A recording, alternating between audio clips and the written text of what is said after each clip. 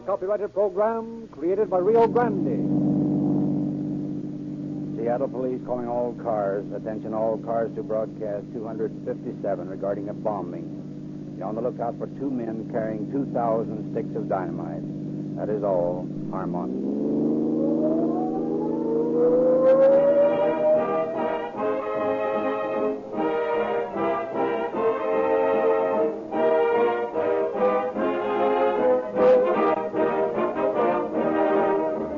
An autobiography is an account of the life of a man written by himself.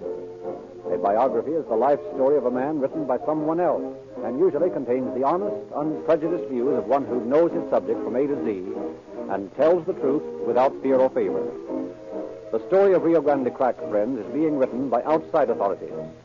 The men at the wheels of your police cars, fire engines, ambulances, and other emergency equipment tell the truth, the whole truth and nothing but the truth about Rio Grande Crack, when, by their continued reliance upon this better motor fuel, they say, Rio Grande Cracked is the gasoline of real police car performance. They drive the most and are qualified to know that Rio Grande Cracked starts quicker, accelerates more smoothly, and packs more speed, power, and mileage in every gallon. That, friends, is the story of this superior gasoline, the true story told by city, county, state of California, and federal government officials, verified by tens of thousands of motorists who have checked the facts for themselves.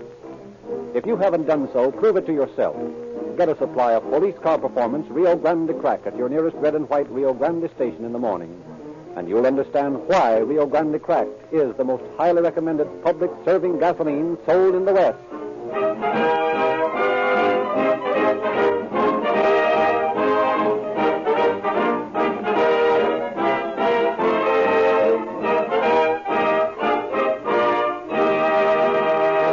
The facts in tonight's story are to be found in the confidential files of the Police Department of Seattle, Washington.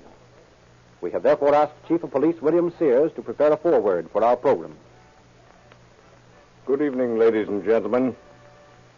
There is something about a time bomb that always puts fear into the bravest of men. Yet in modern police work, cases such as we are about to hear occur much too frequently for comfort. In every case, some officer is the unsung hero of the hour. Such was the case with Captain Marshall Scrafford and his able assistants, Red O'Brien and Frank Himes.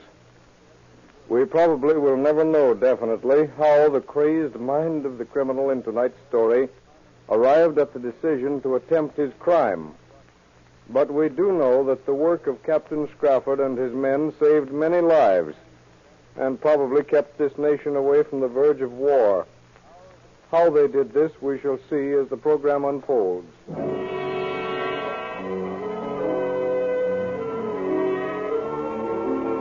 Our story opens in a little town just beyond the Canadian border. Seated in the porch swing of a modest home, a man and a woman are talking. But why won't you marry me now? I told you my reason, Rolf. But that's no reason. I don't always intend being in my present circumstances. I hope not. Well, then let's get married as we planned months ago. Oh, please, Rolf, can't I make you understand? I don't want to marry you now. I'd much rather wait until you're more stable financially. That wouldn't mean you'd marry for money, would it? Rolf. Oh, I'm sorry. But I can't understand what money has to do with our love. Can't we fight our way together, side by side? That's just the point. I don't want to fight. I want a home that's mine, not an apartment today and a rooming house tomorrow. Everything tailor-made, is that it? Well, putting it very bluntly, yes. Ralph, if you love me as much as you say you do, you'll go out and get the things I want. All right, if that's the way you want it. I'll show you. I'll make money. I'll get it some way.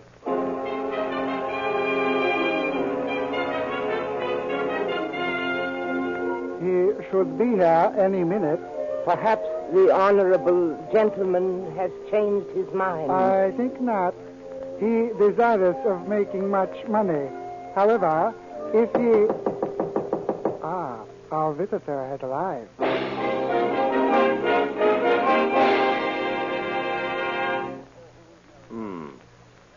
January 20th already. Another sheet torn from the calendar. Christmas again before I know it. Homicide Bureau, Captain Scrafford. That ship is going to be blown up tonight. Hello? Hello? This is Scrafford of the Homicide Bureau speaking. Listen carefully to me. Go ahead, I'm listening. A A ship's going to be blown to Kingdom Come tonight. This is the first one. There's going to be others. Everyone that's carrying scrap iron for war material. Tell them to get out of this country and stay out. Remember, this is only the first one. I didn't quite hear what you said. Nuts, he hung up.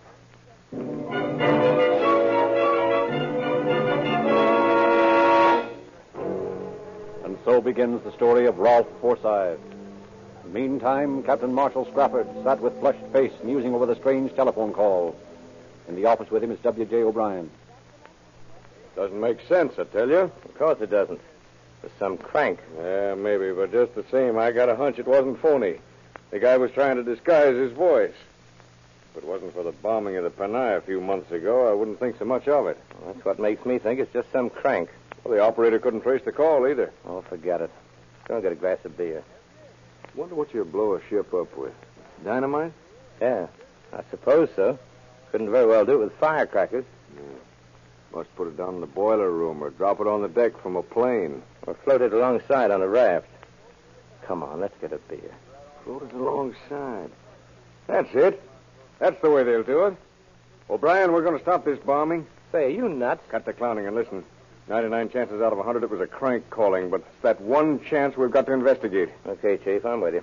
We'll have to investigate every ship in the harbor and patrol the beach and docks. Wonder what ship it'll be, if any. Give me that paper. I'll tell you in a minute.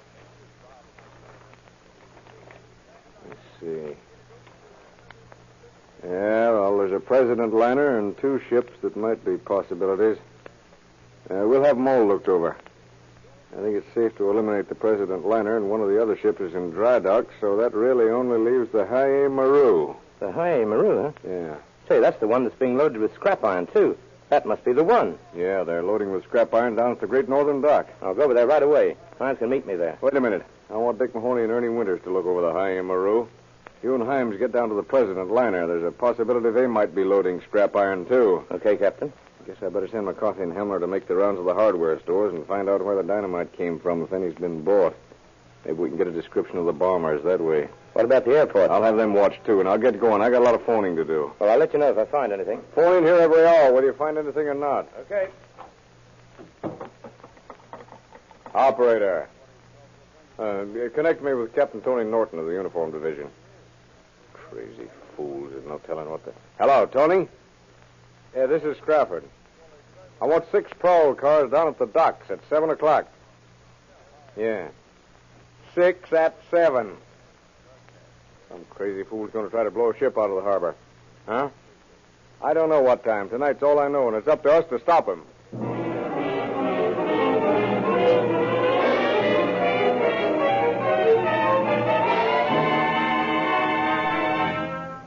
And so began a feverish search for the dynamite and the owner of the voice on the phone.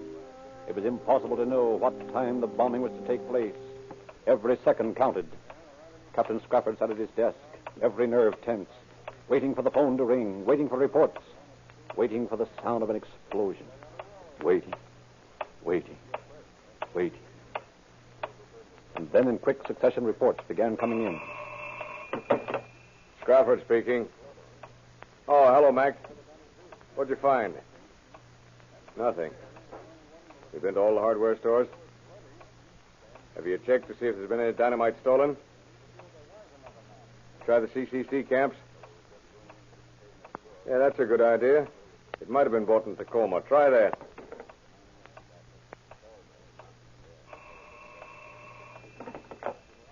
Scrappard. Everything quiet on the Haye Maru, huh? Well, stay there and don't let anything get past you. Yeah, I suppose the captain has received a lot of threats, but this one may be the real McCoy. Time, that precious element, relentlessly slipped by. Every tick of the clock bringing death closer and closer. Every second lost bringing destruction nearer. At 5 o'clock, there was still no news. And then a few minutes later... Homicide Bureau, Scrappard. What? You found it?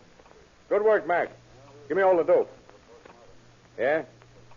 Let me get this straight. 2 men walked into a hardware store in Tacoma. I'd like to buy some dynamite. Sure. How much do you want? Oh, about 2,000 sticks.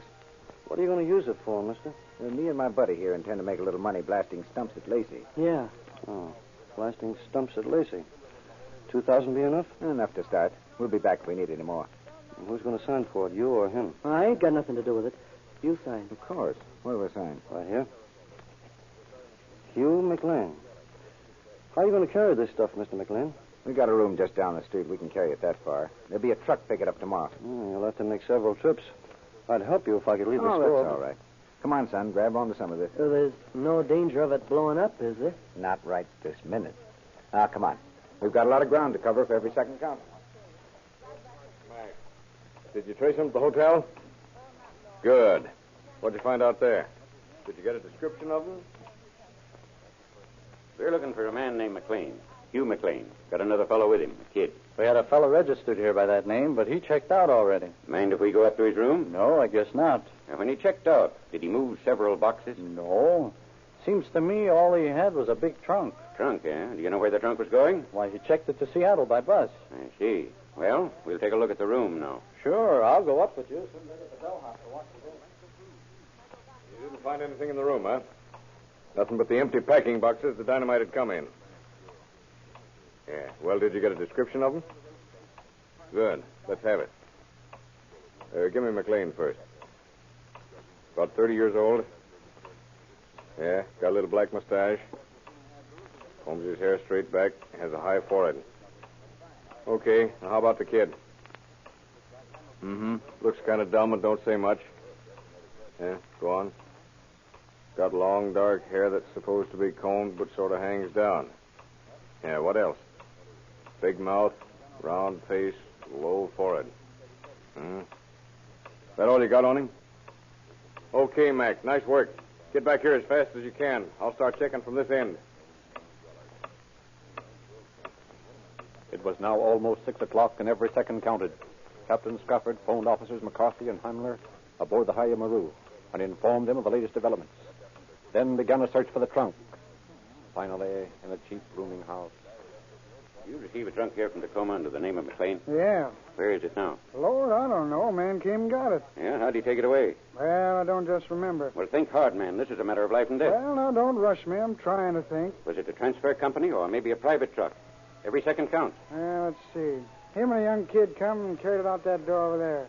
There's always a lot of taxi cabs waiting out there at the side. They must have took it away in a cab. In a cab, huh? Thanks, mister.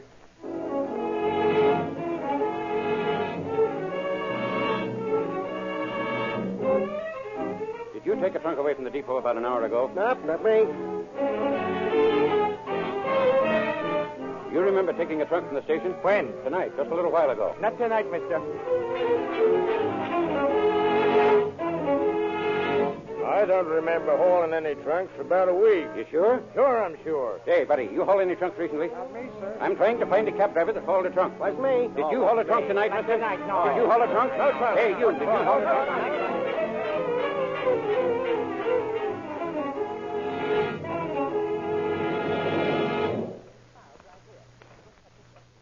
Time. The seconds leaped into minutes. The minutes stretched into hours. At 8 o'clock, Officer McCarthy located the cab driver and was taken to the hotel where the trunk had been left. Finding the room locked, the two officers break down the door. Once more. Together. Now. Well, there's the trunk. Yeah, careful, careful. Don't handle it rough. Don't worry, Mac. Hey, it's not even locked. Well, open it. Empty. Well, we're too late. Look over there on the table, Mac. Yeah, this is the place, all right. Ah, they must have made the bomb here. Here's a brace and several bits, a pair of calipers, and a pocket compass. Wonder what that's for. Search me. Here's some insulated wire, an electric buzzer. Oh, that must have been to test it with. Yeah. Here's the battery. And here's the rest of the alarm clock, the parts they didn't need, huh? Yeah, here's a good pair of pliers, too. Well, there isn't much else we can get out of this place. We'll call Scrafford and then get down to the dock. That's where the fun's going to be.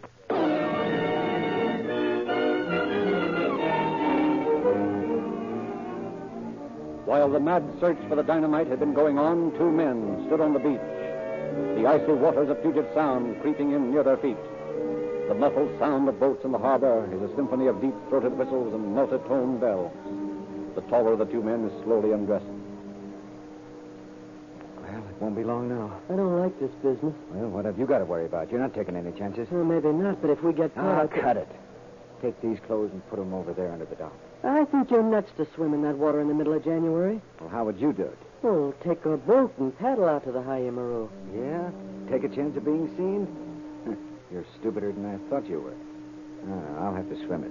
You're liable to get cramps. I don't think so. I've been swimming every day, hardening myself to it. Hey, you got the suitcase fastened to the railroad tie? Everything's all set. Okay, here I go. I'm scared, Ross. Well, then get out of here. Go back to the room and wait for me. Now, let's drop the whole thing. Them guys might not pay you. Oh, yes, they will. $1,000 for each one that's blown up. Yeah, I know. $1,000 is a lot of money. It'll help. Tell you what you do, Joe. Huh? There's some boxcars over on that side, and why don't you go over there and sleep for a while? Okay, Ross. Gosh, I hope everything goes all right. Don't worry. Everything will. Won't that dumb cop I phoned get the surprise of his life about 1:30? Cop? What do you mean? Oh, nothing. I phoned the captain of the homicide division and told him a ship was going to be blown sky high tonight. Oh, holy gee, Forsyth, what did you do that for? I don't like coppers. Oh, forget it. Tomorrow morning, the papers will carry a full page with pictures. We'll be famous. But I don't want to be famous. And besides, you won't know who done it. Just the same. At least I'll have the personal satisfaction of having done my part. All right, now, get going and keep out of sight. Well, good luck. Thanks. Oh. Pretty slick. Phone the police and then bomb the ship out of the harbor right under their noses. Oh, boy, this water's cold. But here goes. I can't sink while I'm hanging onto this railroad tie. But I'm going to make a lot of money. I don't want to marry you now. I'd much rather wait until you're more stable financially. I still can't see what money has to do with our love. I don't want to fight. I want a home that's mine, not an apartment today and a rooming house tomorrow. I don't intend always being in my present circumstances. Oh, if you love me as much as you say you do, you'll go out and get the things I want. All right, if that's the way you want it, I'll show you. I'll make money. I'll get it some way. $1,000. And all I have to do is to blow up the ships you tell me to? $1,000 a ship. I'll show you. I'll make money. I can't marry you unless you make some money. $1,000 for every ship you blow up. You'll drown. The water's too cold. I'll make money somehow. Some way. I'll show her. Make money and I'll marry you. $1,000. You'll die in the attempt. Make money. You'll die. I've got to make it. I'll marry you. I've got to. All the money You'll never make Make it. money. 1,000 a The water's too Money. cold. You'll die. You'll liable to get cramps.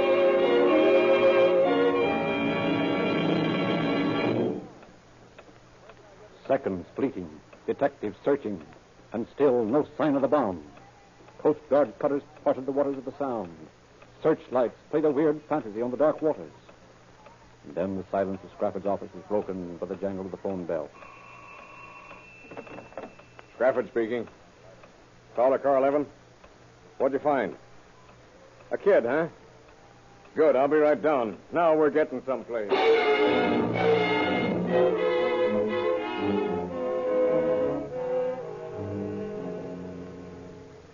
Where is he? Here he is. I ain't done nothing. Let me go. Okay, son. But first I want to know what you meant telling these officers your pal had gone swimming. Well, I didn't mean nothing. He went swimming, that's all I know. Where'd you pick him up, McCarthy? Well, the boys found him in a freight car and brought him over here. You gave orders to pick up everybody around the docks. Have you searched him? Yeah, there's nothing on him. We asked him what he was doing down here, and he said he's waiting for a friend. We asked him where his friend was, and he said he's swimming. It sounded phony to us, so we called you. Good work. What's your name? Port. George Port. What's your pal's name? I don't know. You don't know. Don't lie to me. Well, it's Forsyth. Ross Forsyth. I met him in a beer joint. What about this swimming in the Sound in January? Well, he got drunk and insisted on going swimming. I tried to talk him out of it, but I couldn't. Did he wear all his clothes when he went in? Yeah. I mean, no. No, they're over there under the dock. McCarthy, go see if you can find him. Okay. You know anything about a bombing tonight? Who, me? Yeah, you. No. I ain't heard nothing about it. You're lying. No, I ain't. Honest, I ain't. I don't know what you're talking about. Why did you and your pal buy 2,000 sticks of dynamite in Tacoma? Well, answer me. I don't know nothing. Let me go. Let me go. Get back there. No, let me go. I don't know nothing. Honest, I don't. Here's a man's clothes, all right. They were under the dock, like he said. These belong to your pal? Yeah, that's them. How long ago did he go swimming? Well, I don't know. I've been asleep in the freight car. Well, he's out there someplace, and he's got the bomb with him. Tell the cutters to look closer. Okay, Chief. What time is that bomb set to go off, Bart? I don't know nothing. Okay, you don't know nothing. But listen to me a minute. There's a man swimming out there someplace with dynamite, and he intends blowing up a ship. Do you realize what'll happen if he succeeds? No. I'll tell you. Thousands of innocent people will be killed, all because a crazy fool didn't think what he was doing. Now listen, kid. If you know anything about this, tell us. We're not going to hurt you. Come on. 1:33. It's going off at 1:33. Good Lord, it's 11:30 now. 1:33. He tested it with a buzzer, and it always went off at 1:33. How was he going to blow it up? Well, it's all in a suitcase and tied to a railroad tie. He swam out to tie it onto the propeller of the ship. There's 369 sticks. The rest is in Tacoma, hidden. All right, boys, take him to headquarters. All right, come Where's on. O'Brien? Right here, Chief. Get Himes, and the two of you get on out on one of those cutters. We got to find Forsyth, or whatever his name is. We'll find him. Search every inch of this beach for more dynamite. There's only 369 sticks in this bomb. The rest is probably around here somewhere. Maybe it's in Tacoma, like the kid said, but we can't take any chances. What about the Hayamaru? I'll take care of that. Get going. Okay. McCarthy, get some divers here as quick as you can. We've got to search the keel of that ship. We haven't a second to lose. I'll have him here in a jiffy. Let's see. What else? Cutters searching the water. Yeah. Well, there's nothing to do but wait and pray. The frantic search was on. Somewhere in the murky waters of Puget Sound was a man swimming with 369 sticks of powerful dynamite. It was now almost 12 o'clock. Scrappard was beside himself. The attempted bombing must be stopped. The seconds pushed relentlessly on. 12:30. One more hour. And then a signal from the Coast Guard cutter G6. Scrappard rushed out onto the dock to greet it and hear the news. Good work, men. Captain Scrappard, take a look what we found. Oh. Floating face down about 100 yards from shore. Forsyth. Must have had cramps or a bad heart. Been dead about 2 hours. That's him, all right. Dark, with a black mustache, high forehead, intelligent face. Mm-hmm. Poor guy. But the dynamite. No trace of it. Holy smoke, no telling where it's floating. We got to find it. It goes off at 1:33. You're telling me. That's less than an hour. Comb every inch of the water. Keep those searchlights plenty busy.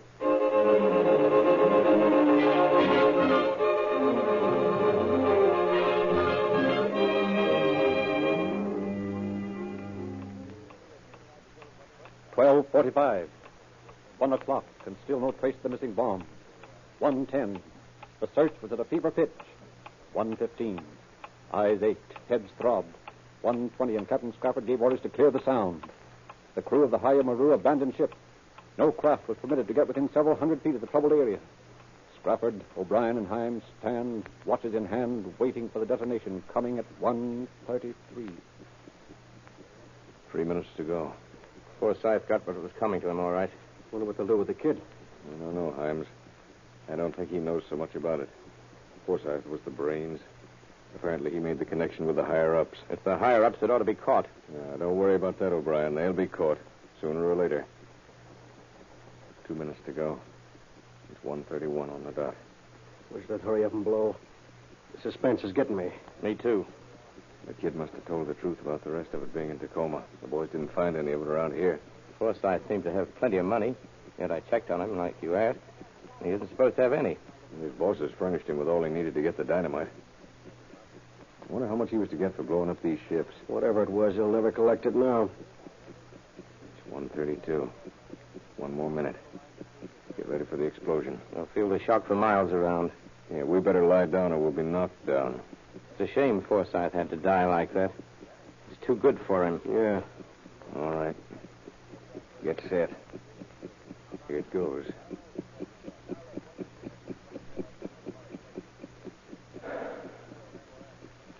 Say, it's past 1:33. That's funny. Maybe the kid was lying. Well, he might have been. It's coming up 1:34. Maybe something went wrong with the clock. Yeah, it's possible. Might be any number of things. I don't think it's going off. Me neither. Feel like a big load been lifted off my chest. Something sure went wrong. I think the kid was telling the truth. Forsyth miscalculated some way. Which means it might still go off if jarred. Well, anyway, that's all for tonight. No use risking lives unnecessarily. We'll get the hunt going tomorrow. Get word to the rest and let's fold up. I'm a nervous wreck.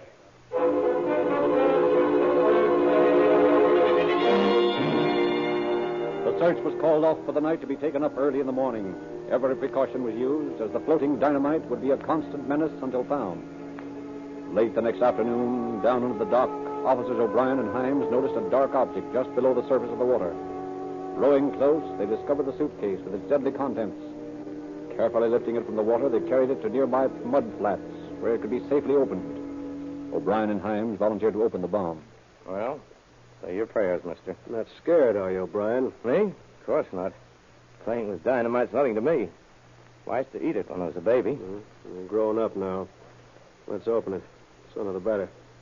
Scrape the tar off the catches and don't breathe. Seems to me we'd better breathe all we can now. Maybe in a few minutes we'll be able to.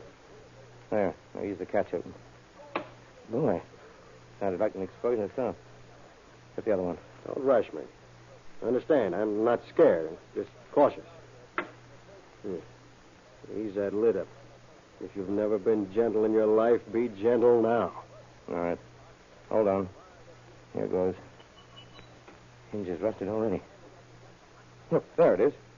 369 sticks of dynamite. Hey, for the love of Pete, cut those wires and do it quick. It's a cinch. Hey, will you look at the face of that clock? Soaking wet. It's all swelled up. And that swelling stopped the minute hand of the clock. At exactly 1:31.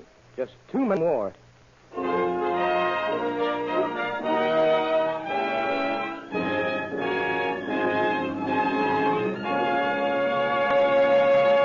In just a moment, we shall hear the concluding facts of our story.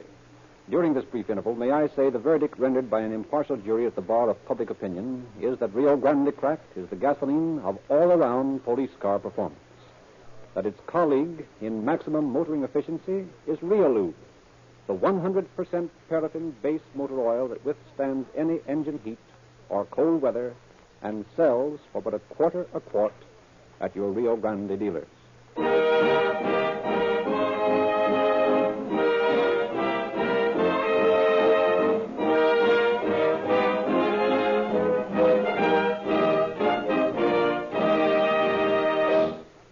For his attempt to bomb the Haye Maru, Forsyth paid with his life. Federal agents are seeking the men who employed him, and his companion has been held to answer for his part in the plot. Definitely, the crime of Ralph Forsyth failed to pay.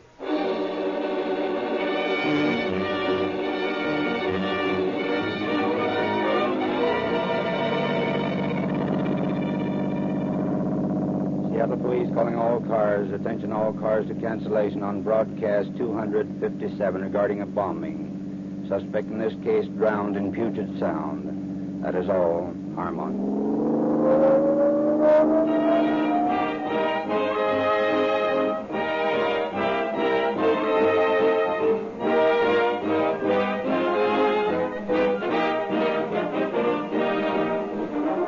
This is your narrator, Frederick Lindsley, bidding you good night for Rio Grande.